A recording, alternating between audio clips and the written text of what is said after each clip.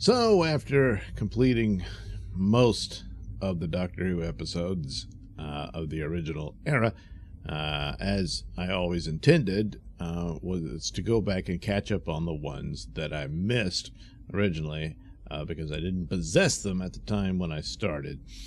So, first and foremost, I thought I'd go back to a good bit of the Pertwee episodes and just overlooked the list there.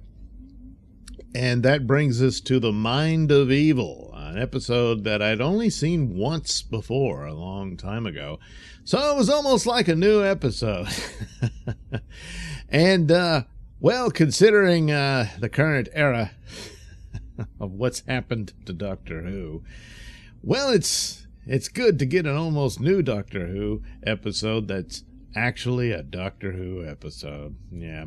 So, of course, this was the era that the Doctor was trapped on Earth by the Time Lords as punishment for his fugitive years. His TARDIS doesn't quite work.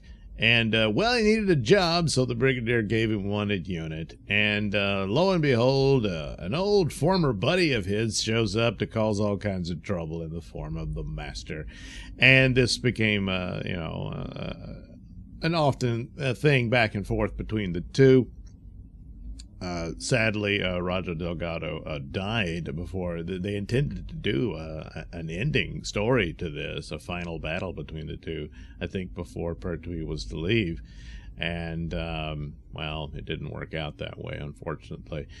But, of course, being a Time Lord and whatnot, the Master continues and all that. But anyway, so he was the reoccurring villain for the most part, beyond all the others, even Daleks who did show up. But the main nemesis became the Master. And in previous episodes, he too was trapped on Earth because the Doctor stole his dematerialization circuit. So his TARDIS doesn't work either.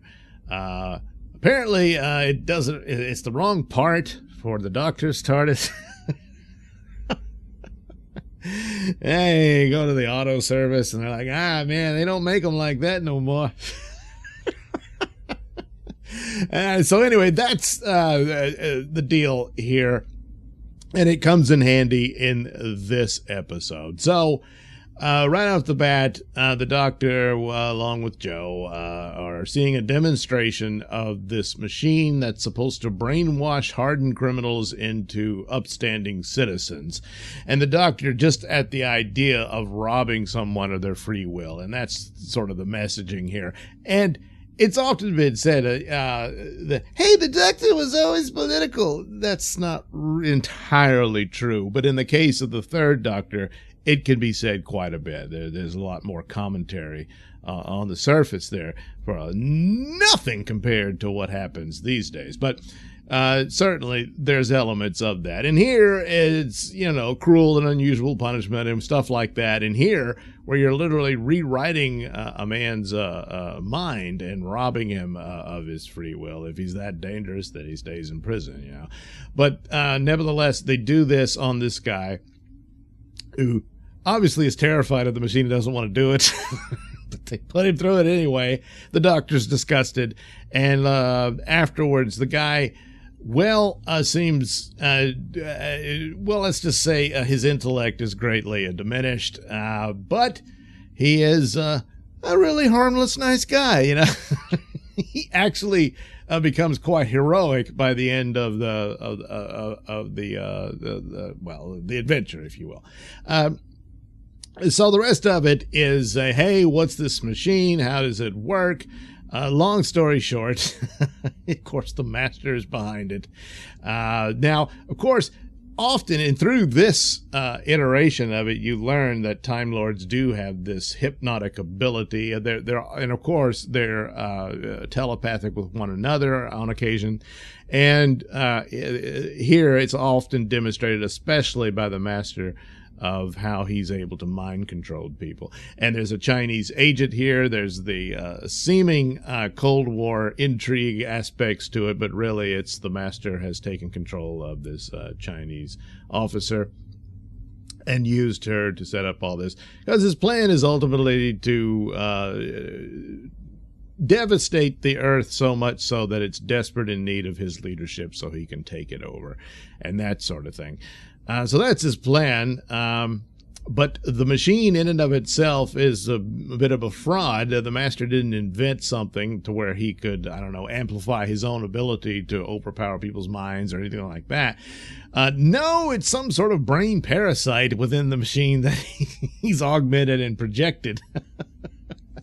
The problem is the parasite, hungry for brain power, but also not a fan of the master, and attacks him even though the master is trying to maintain control. But the creature can give you quite the headache, and also makes you realize your darkest fears. And the other people had a fear of drowning, a fear of fire, stuff like that. The doctor, of course, was seeing visions of the Daleks and stuff like that.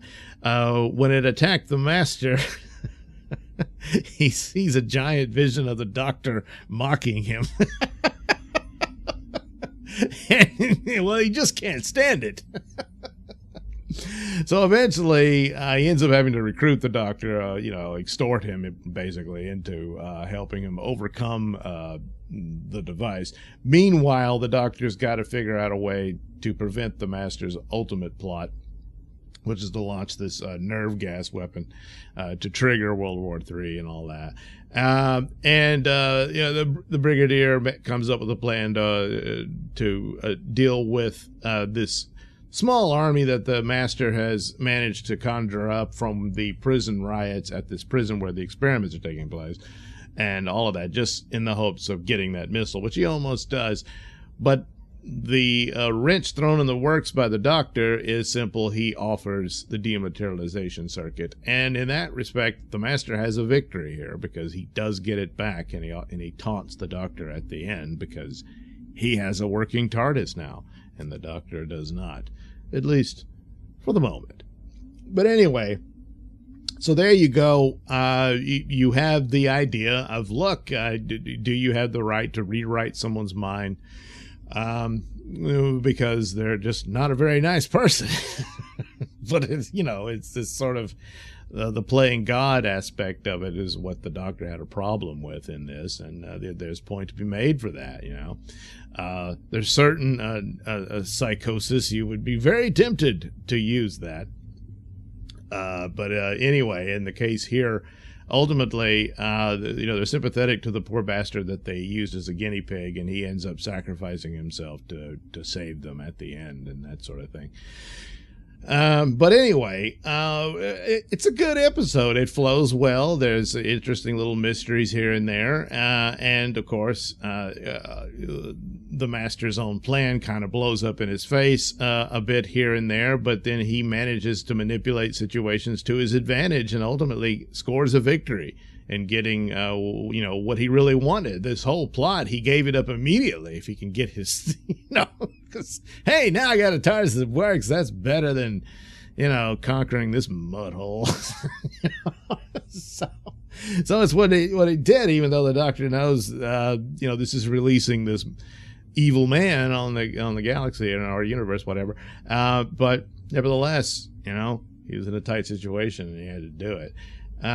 There's some great scenes, the usual back and forth between, Brigadier and the Doctor, and the Doctor upstaging the Brigadier in front of the Chinese consulate and stuff like that. It's fun, So after sitting through some really god-awful, terrible impostures of Doctor Who, it's nice to revisit the original in the case of the third Doctor here in The Mind of Evil.